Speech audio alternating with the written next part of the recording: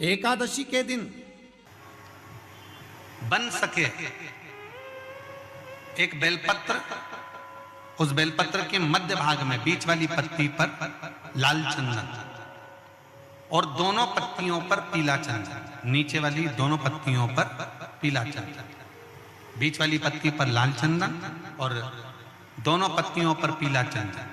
और इसी बेलपत्र के साथ में जो लाल चंदन वाला जो पत्ती है उस पर एक श्वेत पुष्प, सफेद फूल रखकर आप अपनी कामना कर कर, जब आपको जल चढ़ाते चढ़ाते 3 महीना, 4 महीना, 5 महीना, 6 महीना आपके हो जाए और बाबा देव अधिदेव महादेव को जल चढ़ाते चढ़ाते समय बीत जाए, तब बाबा से अपने दिल की बात कहने के लिए लाल चंदन, सफेद पुष्प, पीला चंदन दोनों पत्तियों पर अपने हाथ में लेकर कामना कर कर अशोक सुंदरी वाली जगह पर जब हम उसको समर्पित कर, अशोक सुंदरी वाली जगह पर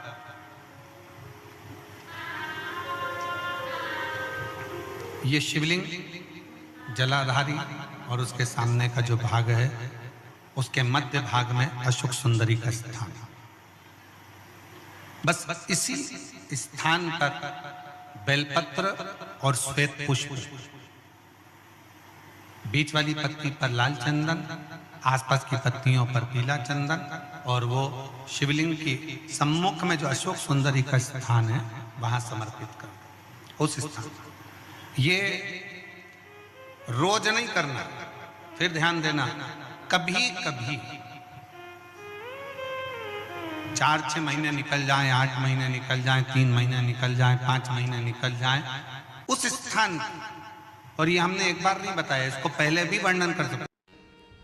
एकादशी के दिन गंगा के जल में मात्र 7 बेलपत्री डालकर जो नंदीश्वर भगवान अर्थात जो शंकर जी के शिवलिंग के सामने नंदी होता है, उस नंदी के चरण पर गंगा का जल चढ़ाकर बेलपत्री शिव पर समर्पित कर देता है, उसके घर में रुपया रुकना चालू हो जाता है। फिर वो गलत जगह पर नहीं जाता, गलत स्थान पर वो धन जाएगा ही नहीं। बेटा अगर व्यसन में पड़ा हुआ है, मदिरा पान में पड़ा हुआ है, मांसाहार में, जुए आदि में जा रहा है, तुम्हें लग रहा है कि मेरा बेटा गलत मार्ग पर जा रहा है, ये मित्र दोस्ती गलत हो रही है, वो सही जगह पर आ जाए। तो हो रही है 30,000 रुपये महीना, 40,000 रुपये महीना कमा कर लेकर भी आ रहे हो, कमाई तो आपकी हो रही है, 30-40 हज़ार रुपये महीना आप कमा रहे हो, 50,000 रुपये महीना, 1 लाख, 2 लाख, 4 लाख रुपये आप कमा भी रहे हो, पर आया और चला गया, उसका क्या करोगे?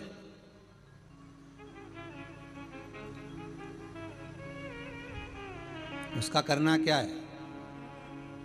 बहुत सुंदर संवाद है, ध्यान दीजिएगा। जिसके घर में कमाने वाले 2-4 हैं, पैसा तो आ रहा है पर घर में टिक नहीं रहा, डॉक्टर में, पुलिस में, एक्सीडेंट आदि में, कहीं गलत जगह पर व्यसन में अगर पैसा जा रहा है, जुए में, मांसाहार, मदिरा पान, या कहीं आया पैसा, पैसा आने में कमी नहीं, आ रहा है पर टिक नहीं रहा, रुक नहीं रहा, कोई मांगने आ गया, दे दिया, फिर वहां से अपने पास नहीं आ रहा, अपन कह रहे भैया हमारा पैसा लौटा दो, नहीं आ रहा।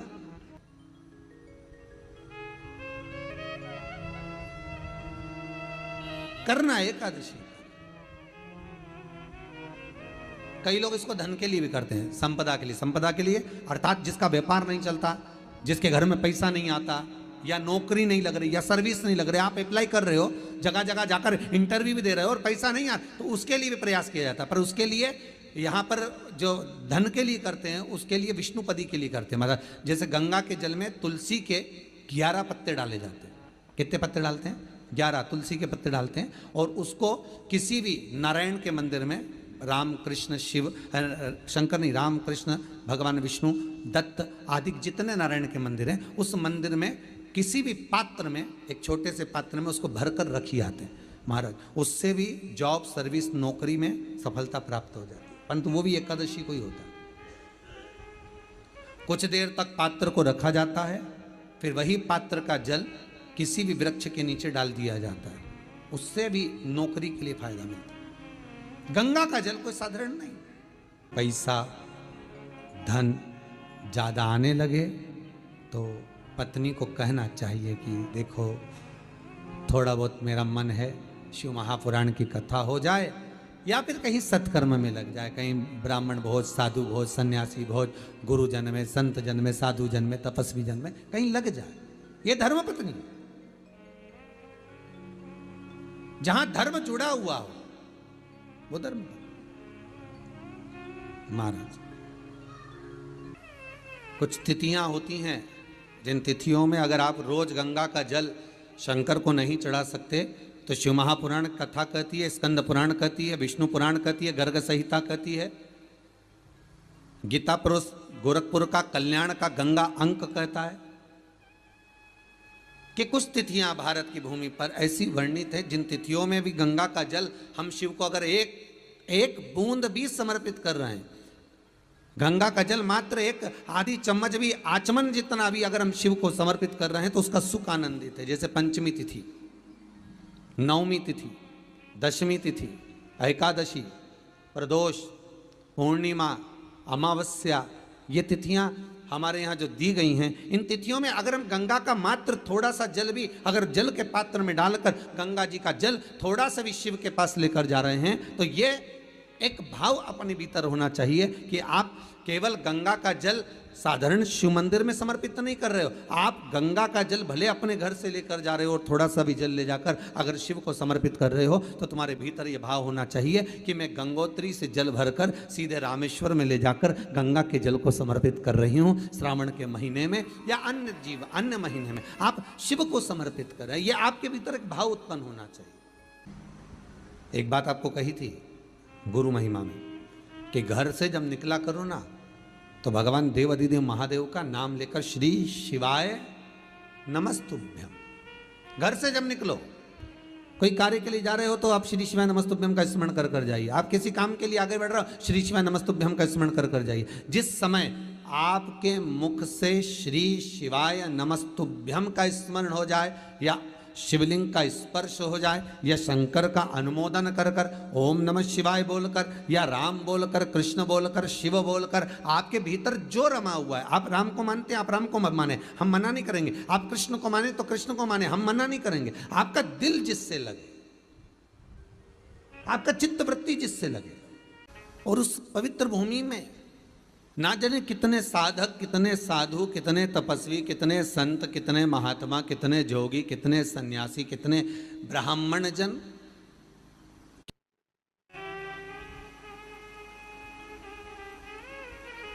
पवित्र भूमि,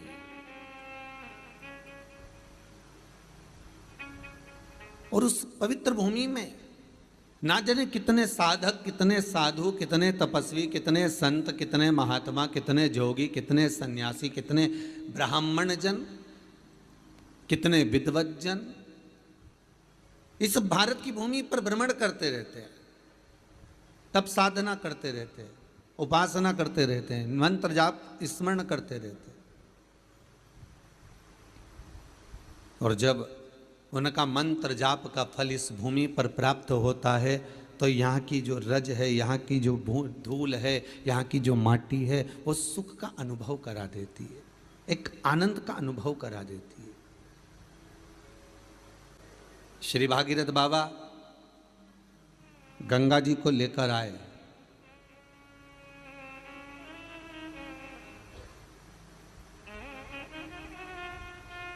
भागीरथ बाबा तो गंगा जी को लेकर आए 60,000 काकाओं के उद्धार के लिए, और वो गंगा भी बहती हुई गौमुख से लेकर चलते चलते चलते चलते वो गंगा भी कलकत्ता तक जब पहुंची है, गंगा सागर तक जब पहुंची है, तो उसके घाट पर, उसके तट पर, गंगा महारानी के किनारे पर जितने जितने भक्त, जितने साधु, जितने सन्यासी, जितने साधक, जितने उपासक, जितने जीव रह रहे हैं, ये गंगा उनका कल्याण कर रही है। और जो उसकी शरणागति में जा रहा है, गंगा उसका उद्धार कर रही है। गंगा किसको संवारती है?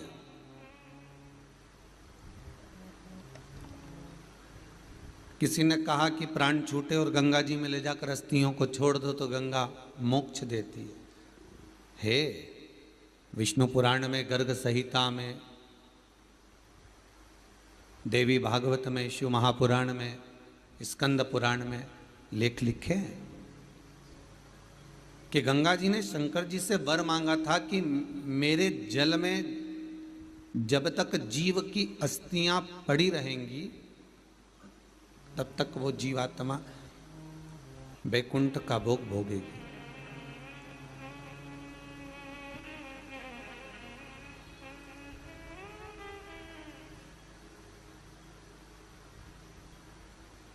पर गंगा जी ने एक बात और कही है, शिव महापुराण में आपने श्रवण करा ना करा, पर एक बात और गंगा जी कह रही हैं कि मैं तार दूंगी, मैं पापी से पापी जीव का उद्धार कर दूंगी, मना नहीं है। वैसे भी तो भारत की भूमि तो पावन पावन नदियां सारी की सारी जितनी भी हैं ये भारत की भूमि पर है, ये भारत माता पर विराजमान है। सारे के सारे पावन तीर्थ इस भारत की भूमि पर विराजमान है।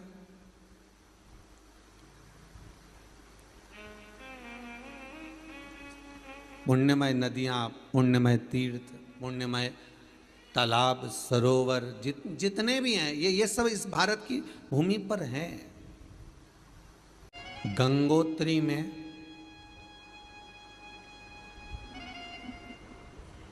आप लोग गए होंगे, कई लोग गंगोत्री, बद्रीनाथ के जो 4 धाम हैं, यमुनोत्री, गंगोत्री, केदार और बद्रीनाथ। विष्णु पुराण में कहा 3 तरह से मरे हुए व्यक्ति की गति नहीं है, उसको मोक्ष नहीं है। पहला पानी में डूब कर मरा हुआ, दूसरा सर्प के डसे से मरा हुआ, तीसरा स्त्री के हाथ से, नारी के हाथ से मरा हुआ व्यक्ति, इसकी गति नहीं है, मोक्ष नहीं है इसकी। इनकी गति केवल एक है, वो है शिव महापुराण की कथा।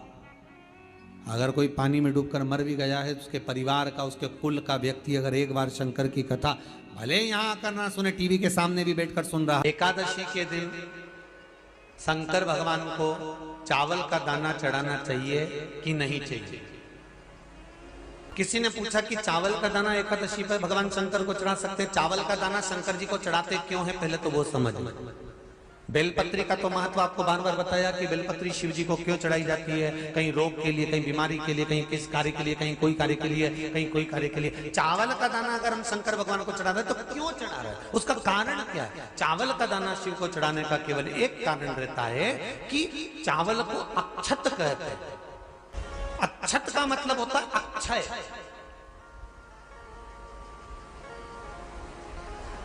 अभी हमारे यहाँ एक तिथि आने वाली है, अक्षय तृतीया। उसका मतलब क्या होता है? अक्षय, जिसका कभी क्षय ना हो। जब हम भगवान शंकर को चावल का दाना चढ़ाते हैं, जैसे बहुत ध्यान दीजिएगा महाराज, बहुत समझने वाली बात है, बहुत ध्यान से।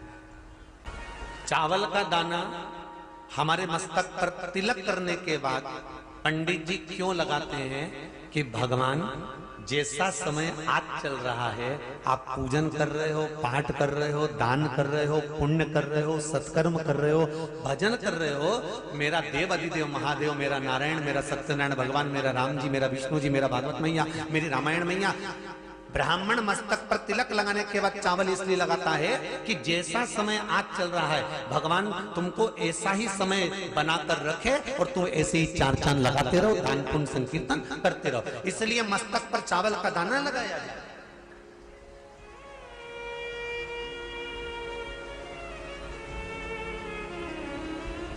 कोई मर जाता है, मरने के बाद जब तक पगड़ी नहीं होती तब तक माथे पर तिलक, चावल का दाना लगाया जाता है।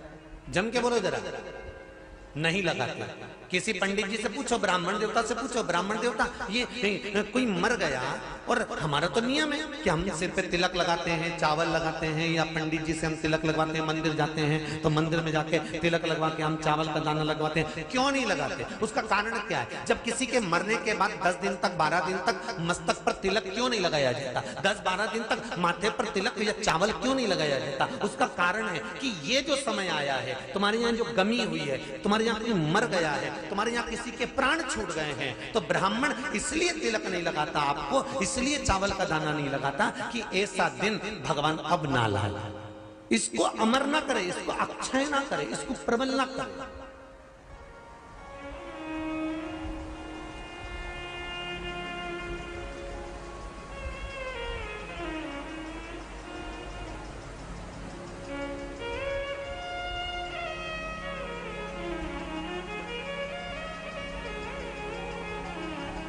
और जब चावल का दाना, तो यहां शिव महापुराण की कथा करी, चावल का दाना हम शिव जी को क्यों चढ़ाते हैं, भगवान को क्यों समर्पित करते हैं, भगवान की पूजन में अक्षत क्यों समर्पित करते हैं, चावल क्यों समर्पित करते हैं, उसका कारण क्या है। तो कहा आज मैंने जब चावल का दाना आपको समर्पित करा है, जिस भाव से, जिस विश्वास से, जिस श्रद्धा से, जिस मन से मैं आपको रिझा रही हूं, हे भोलेनाथ मेरी ये मनोकामना पूर्ण कर, इसको अक्षय कर देना, इसको अमर कर देना, बस इतनी कृपा आप कर। किसी ने पूछा एकादशी के दिन चावल चढ़ाए कि नहीं चढ़ाए, तो यहां तो सीधी सीधी बात है, बीमारी देखकर थोड़ी ना आती है कि नवरात्र चल रहे हैं कि सावन का सोमवार चल रहा है, बीमारी तो बीमारी। तुम चावल मत खाओ। तिरुपति कौन कौन गया, हाथ उठाओ, ठीक है। जगन्नाथ जी कौन कौन गया, हाथ उठाओ, हाँ ठीक है। द्वारका जी कौन कौन गया, हाथ उठाओ, ठीक है। बद्रीनाथ कौन कौन गया, हाथ उठाओ, ठीक है। एकादशी के दिन कभी तुम बद्रीनाथ चले जाओ, एकादशी के दिन तुम द्वारका चले जाओ, एकादशी के दिन तुम तिरुपति चले जाओ, एकादशी के दिन तुम जगन्नाथ चले जाओ, एकादशी के दिन तुम्हारी मर्जी पड़े भगवान के किसी धाम में चले जाओ और भगवान को भोग लगाओ और उनकी थाली को झांक कर देखना, उसमें चावल जरूर मिलेगा, उसमें ऐसा नहीं है कि चावल नहीं मिलेगा। बद्री नारायण में भगवान को चावल का भोग लगा हुआ मिलेगा, द्वारका में चावल का भोग लगा हुआ मिलेगा, आपको जगन्नाथ में चावल का भोग लगा हुआ मिलेगा, तिरुपति में मिलेगा, द्वारकाधीश में मिलेगा, नाथद्वारा में मिलेगा, सांवरिया सेठ में मिलेगा, काकरोली जी में मिलेगा। आप जहां जाओगे वहां पर एकादशी के दिन भगवान को चावल आएगा, क्योंकि भगवान के लिए परहेज नहीं है। जो काम में डूबा हुआ है, जो आसक्ति में डूबा हुआ है, जो लोभ में डूबा हुआ है, जो वासनाओं में डूबा हुआ है, जो तृष्णा में डूबा हुआ है, और जो माता के गर्भ से जन्म लिया, एकादशी के दिन चावल उसको नहीं खाना। अब हमारे यहां तो कहावत में कहते हैं, राम जी की जब स्तुति गाते हैं तो कहते हैं भय प्रगट, आती है आप लोगों को, एक लाइन तो आती होगी, गाओ जरा। भय प्रगट दीन कौशल्या। अब रामचरितमानस में कहा भय प्रगट कृपाला, प्रगट मतलब एकदम सामने आ गए। यहां लिखा है पेदा भय लाला। अगर तुलसीदास जी लिखते तो जन्म लिया होता राम जी ने, तो तुलसीदास बाबा लिख देते कि पैदा भय, माता के गर्भ से इनका जन्म। नहीं नहीं नहीं, यहाँ कहा भय प्रगट कृपाला दीन कौशल्या। यहाँ प्रगट। एकादशी के माता पिता कौन है? सबसे पहले एकादशी का व्रत किसने रखा था?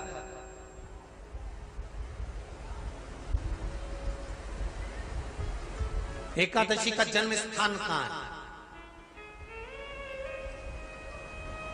दुनिया के लोग बहुत प्रश्न करते हैं, राम जी अयोध्या में हुए थे, भगवान कृष्ण मथुरा में हुए थे, तो एकादशी कहां हुई थी? तो उसको बताना तो पड़ेगा कहां हुई थी।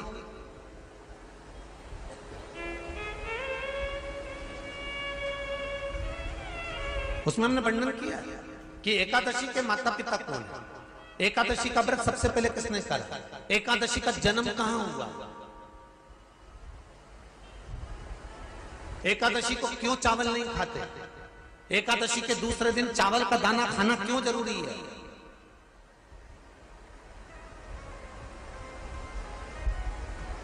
कौन सा तीर्थ है जहां एकादशी को उल्टा लटका दिया?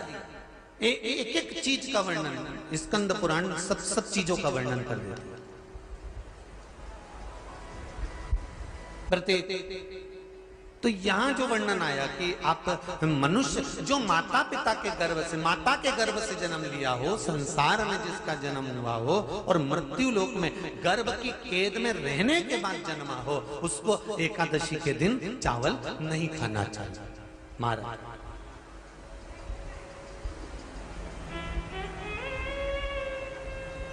पर यहां शास्त्र ये नहीं कहता कि भगवान को चावल नहीं चढ़ाना चाहिए।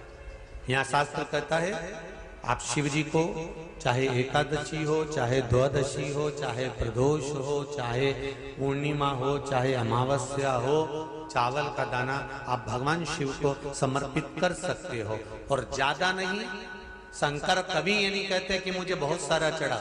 शंकर जी की कथा कहती है कितना, मात्र एक चावल का दाना।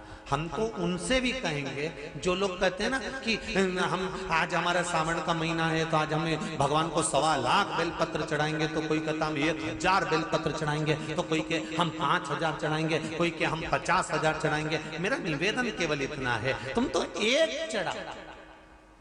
और ये भी जरूरी नहीं है एक बेलपत्र भी कब चढ़ाई जाती है शंकर भगवान को, जब तुमने किसी एक बेलपत्र का पेड़ लगाया होगा और वो पेड़ बड़ा हो गया होगा, तब तुम हकदार बनते हो कि किसी के पेड़ की बेलपत्र तोड़कर शिव को चढ़ाई जाए। मान लो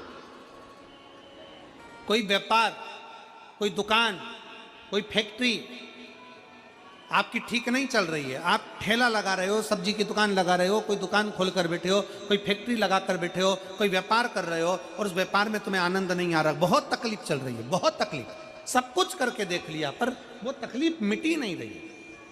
तो थोड़े दिन, थोड़े समय किसी भी शंकर के मंदिर में बटकेश्वर महादेव के नाम से एक बेलपत्र चढ़ाने का तरीका जरा समझ लेंगे। आप अगर जिस दिशा में खड़े हो, अगर आप शंकर के शिवलिंग के इधर हो तो बेलपत्री का डंडी का मुख आपकी ओर होना चाहिए। आप इधर हो तो डंडी का मुख उधर हो, आप उधर हो तो डंडी का मुख उधर हो, आप इधर हैं तो डंडी का मुख इधर हो। बटकेश्वर महादेव के नाम से शंकर जी के मंदिर में एक बेलपत्री पर डंडी का मुख अपनी ओर होना चाहिए। जो डंडी है इसका मुख अपनी ओर। बटकेश्वर महादेव के नाम से एक बेलपत्र शंकर भगवान को समर्पित करो बटकेश्वर महादेव के नाम से। और बेलपत्र चढ़ाने के बाद में जो लोटे वो 7 बार, लोटे का 7 बार से मतलब है अलग से लोटा भरना नहीं है, 7 बार उसी लोटे का जल जब बेलपत्र डंडी समेत समर्पित कर दें, 7 बार उस लोटे के जल को 7 बार बटकेश्वर महादेव का नाम लेकर अपनी मन की कामना कर कर बाबा से विनती करते हुए कि बाबा मेरी ये छोटी सी अर्ज स्वीकार करते, 7 बार उस जल को चढ़ाओ। लगातार कम से कम आप 15 से 20 दिन तक लगातार बटकेश्वर महादेव के नाम से चढ़ाओगे। ऐसी कोई दुकान और फैक्ट्री नहीं तो चले नहीं और आगे बढ़े नहीं और काम सुलझे। बटकेश्वर महादेव, भगवान शंकर का ये नाम, भगवान शिव का ये स्तुति, भगवान शंकर का ये नाम बटकेश्वर महादेव। स्वयं भगवान शंकर ब्रह्मा जी का जब सिर कटकर बड़का पेड़ बन जाता है और उस पेड़ के नीचे, वृक्ष के नीचे शंकर भगवान विराजमान हो जाते हैं, शिव जी उसके नीचे विराजमान हो जाते हैं, उसी का नाम बटकेश्वर महादेव पड़ा। बटकेश्वर, बोल बटकेश्वर महादेव की। शिव जी के मंदिर में